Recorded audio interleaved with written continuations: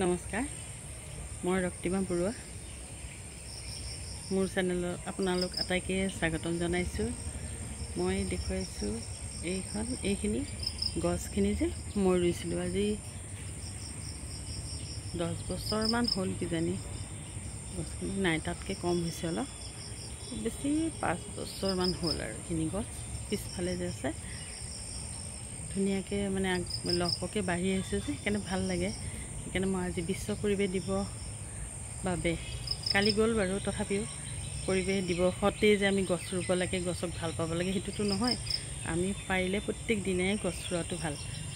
মই গছ প্ৰত্যেক দিনাই ৰুওঁ, সেইকাৰণে বিশ্ব পৰিৱেশ দিৱসৰ দিনাই যে ৰুব লাগিব সেইটো মই নাভাবোঁ। আৰু মই ৰুয়ে থাকোঁ গছ।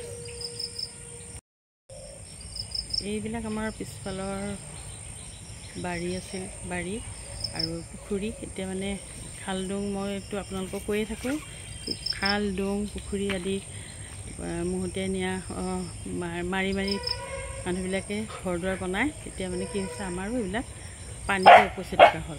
বুজিছেনে? ই আহি গ'ল, মানে য'ত আহোঁ আৰু আহি গ'ল, আহি গ'ল আমাৰ কালু। এইখিনিতে পৰিৱেশ বুলি ক'লে আমাৰ আচলতে সকলো গছ গছনি, মানুহ, জীৱ জন্তু সকলো মিলিয়েইতো আমাৰ পৰিৱেশ। মানে আমি সকলোৱে জীয়াই থাকিব লাগিব।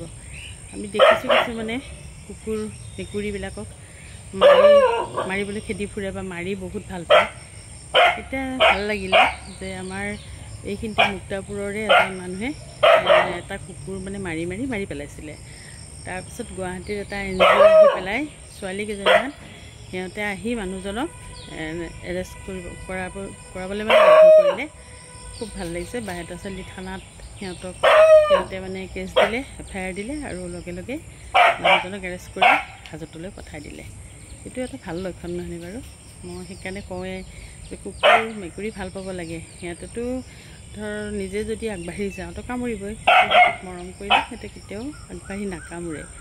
আৰু সেইকাৰণে মই মৰম কৰোঁ। আমাৰ পৰিৱেশ দিৱস বুলিলে সকলোৱে মৰম চেনেহ থাকিব লাগে। মানুহে যেনেকৈ মানুহবোৰতো মৰম চেনেহ কমি গৈছে। আমিতো দেখি আছোঁ যে মানুহবিলাক কেনেকৈ মানুহক মাৰে বা নিজেও মৰোঁ বোলে মৰি যায়, এইবিলাক দেখি আহিছোঁ। গতিকে আৰু কাৰো প্ৰতি কাৰো মৰম নাই, সেনেকুৱা ধৰণৰ বহুত উদাহৰণেই আছে।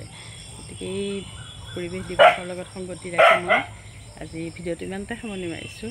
কুকুৰ মেকুৰী, গছ গছনি, আমি সকলোৱে থাকিব লাগিব পৃথিৱীখনত। সেইকাৰণে আমি গোটেইবিলাক আপোন হৈ থাকোঁ। আহকচোন।